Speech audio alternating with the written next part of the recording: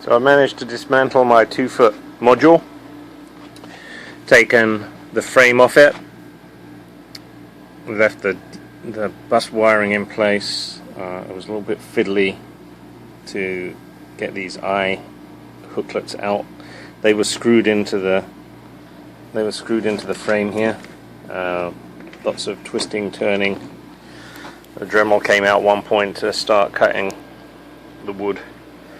So that's done. I've made a couple more legs now. I've got 4 legs, so this will now be each corner of the 4x2 module, and I've made the open frame for the module. So today's task is going to be to get the legs on the frame and at least get that board onto the area there that has the cross supports on it. This frame will then butt up against this module, something like that. So the legs are on. The 2-foot section is attached. This is roughly where the inclines need to go.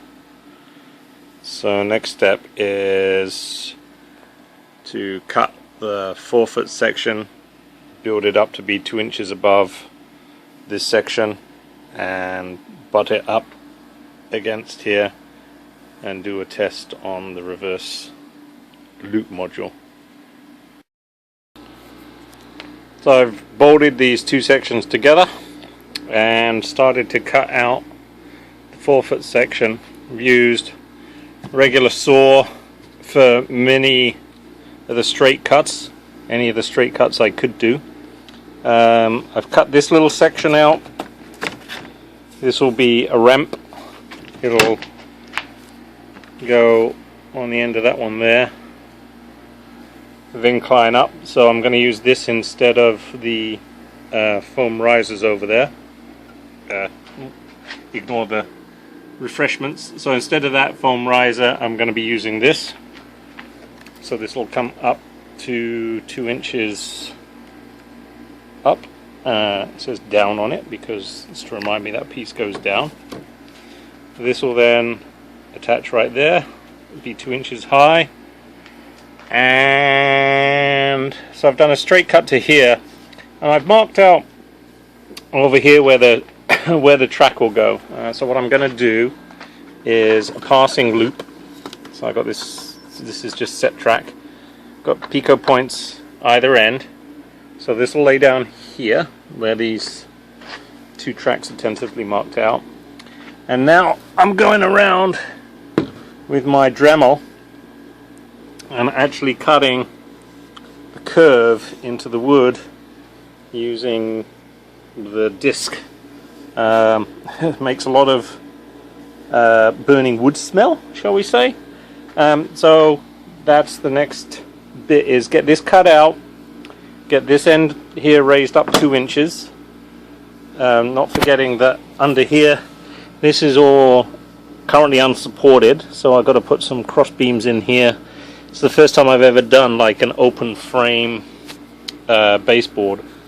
I've always, put a solid board underneath, and my goal is raise this thing up 2 inches, have a road go underneath it, come up the other side. I'm thinking of this straight section here putting a station on, so it'll be very much like the 4-foot by 2-foot standalone module that I built previously. It would be sort of semi-rural, maybe a few country type buildings here, a station along here, then transition into this area would be industrial. So this is where all of the sidings are going to go, is in this area here, per this track plan. I've got a couple of track plans actually here. So one is, here's the track plan. This here corresponds to that set of points there.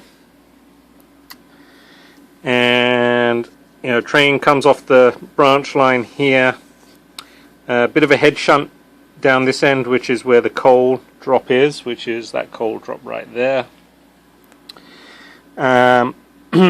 Can leave whatever wagons here. The train can then reverse around if need be and do a little bit of shunting that way, or pick the wagons off one at a time down this end.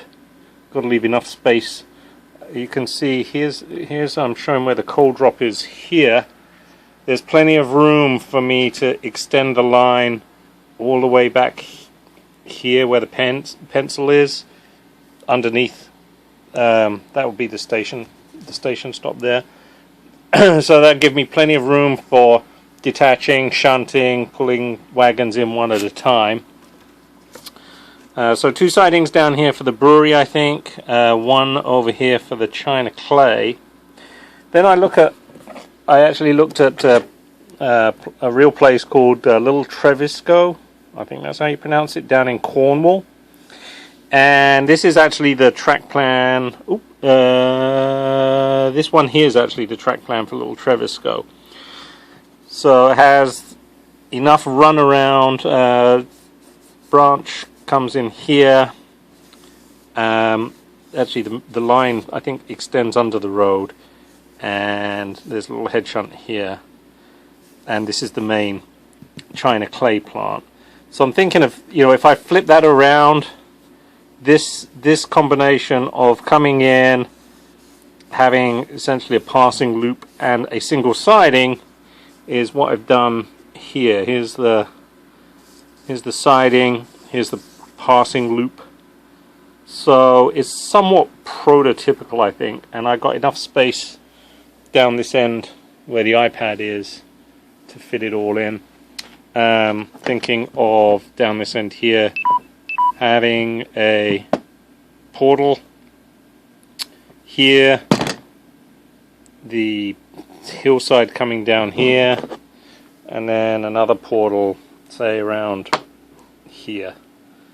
Might have said that in one of the previous updates, but anyway, that's what I'm thinking. Next step is to get this fully cut out and supported, and see you soon.